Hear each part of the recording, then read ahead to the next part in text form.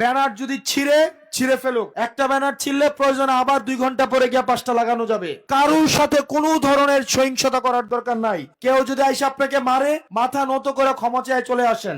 আমরা 12 তারিখ সুষ্ঠু সুন্দরভাবে ভোটটা করি, সবাইকে নিয়ে আমরা সুন্দরভাবে দেবীদারটা করবো ইনশাআল্লাহ। এই যে ছেলেটা দেখেন, আপনারা যখন মনে হবে দুর্নীতি করবেন, যখন মনে হয় চাঁদাবাজি করবেন, এই ছেলেটা, ওর নাম হচ্ছে শহীদ সাগর। এই যে লাল গেঞ্জি পরা ছেলেটা, ভোট দেওয়ার বয়স হয় নাই, যাদেরকে বাচ্চা কাচ্চা বলে সব সময় হচ্ছে হেনস্থা করা হয়, সব সময় ছোট করা হয়, এই ছেলেগুলা যখন রক্ত দেওয়ার দরকার হয়েছে, এই ছেলেগুলা কিন্তু দুইবার ভাবে নাই। রক্ত দেওয়ার সময় কিন্তু এই ছেলেগুলা রাস্তায় এসে নিজের তাজা রক্ত ঢেলে দিয়েছে। প্রিয় ইউসুফপুর, রসুলপুর এবং শালগড়বাসী, অনেক তো মতপার্থক্য আমাদের মধ্যে ছিল। এই ছেলেগুলার দিকে তাকায়া যারা রক্ত দিয়েছে, শহীদ হয়েছে, তাদের দিকে তাকায়া পরবর্তী বাংলাদেশটাকে সুন্দর রাখার জন্য আপনারা নিজেদের মতপার্থক্য ভুলে গিয়ে একটা সুখী সমৃদ্ধ উন্নত দেবের দ্বারা আমরা চলেন একসাথে করি।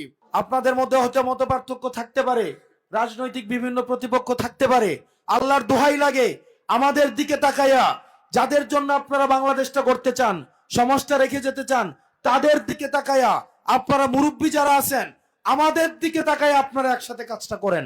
আপনারা পারবেন তো? আপনারা দেখেন বাংলাদেশটা কাদের জন্য রেখে যাবেন? আমাদের জন্য রেখে যাবেন না? দেশটা ভালো থাকলে তো আমরাই ভালো থাকবো। আপনার নাতি পোলাপান ভালো থাকলেই তো আপনাদের দরকার নাকি? আপনাদের তো জীবনের অনেক কিছু আপনারা দেখেছেন, অনেক কিছু পেয়েছেন, বাকিটা জীবন কাদের জন্য? কাদের জন্য? আমাদের জন্য না? যদি আমাদের জন্য হয়ে থাকে, আমাদের দিকে তাকায়া আপনাদের মধ্যে দ্বন্দ্ব নিরসন করে আপনারা সবাই 12 তারিখ পর্যন্ত শাপলা কলির পক্ষে কাজ করে যান ইনশাল্লাহ। সকাল 7:30টার দিকে ভোট কেন্দ্রে ভোট দিতে চলে যাবেন।